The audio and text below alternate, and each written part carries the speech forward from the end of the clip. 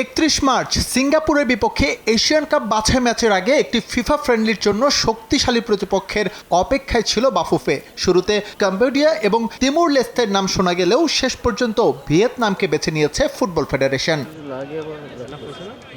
26 March ভিয়েতনামের নামদিন সিটিতে অনুষ্ঠিত হবে এই ম্যাচ। এজন্য সেখানেই ক্যাম্প করার পরিকল্পনা বাফুফের। বিষয়টি জানিয়ে চিঠি পাঠানো হয়েছে ভিয়েতনাম ফুটবল ফেডারেশনে। সেখান থেকে সবুজ সংকেত এলে হামজা এবং সমিত সোম বাংলাদেশে না এসে সরাসরি যোগ দেবেন ভিয়েতনামের ক্যাম্পে। আমাদের হাতে তিনটে দেশের অপশন ছিল, Timor Leste home, Cambodia home or away, আর ভিয়েতনাম এওয়ে। সো শক্তিমত্তার কথা বিচার করে ভিয়েতনামকেই হেড কোচ প্রেফার করেছে এবং সেই হিসেবে আমাদের ফেডারেশন থেকে ভিয়েতনামের সাথে যোগাযোগ করা হয়েছে এবং ফর নাও 26 মার্চ এই ডেটটা ঠিক করা হয়েছে। নামদিন একটা city, it's 2 hours from Hanoi airport. Hanoi airport থেকে বাসে 2 ঘন্টা লাগে।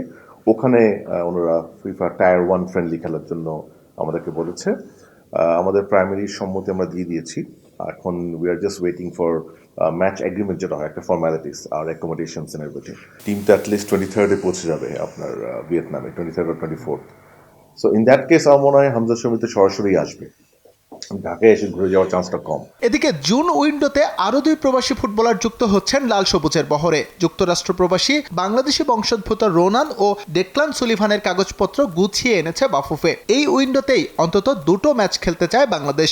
এরই মধ্যে 12টি দেশে পাঠানো হয়েছে আমন্ত্রণপত্র। জুন ক্যাম্পে আমরা যখন ঠিক করবো ইনশাল্লাহ জুনে কোন দেশের সাথে খেলবো, তারপর definitely will reach the bound যে তারা ওই ক্যাম্পে আসতে পারে কি পারবে না ইনশাল্লাহ।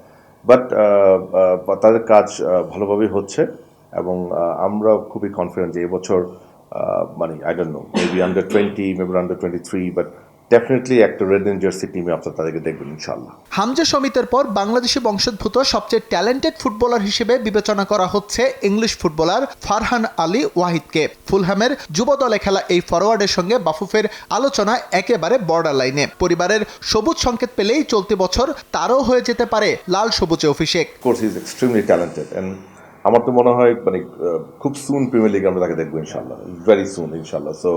So that will be great, but it's actually on his family. But উনি জানে যে মানে ওনার ফ্যামিলির কাছে এই মেসেজটা আছে যে উই আর ভেরি ইন্টারেস্টেড এবং আমাদের দরজা তার জন্য খোলা। এছাড়াও অনূর্ধ্ব 20 সাফ টার্গেট করে আরও অন্তত 5 জন বাংলাদেশি বংশোদ্ভূত প্রবাসী ফুটবলার যুক্ত হচ্ছেন বাফুফের ক্যাম্পে, যার মধ্যে আছেন অস্ট্রেলিয়ার যুব দলে ডাক পাওয়া আরহাম ইসলাম।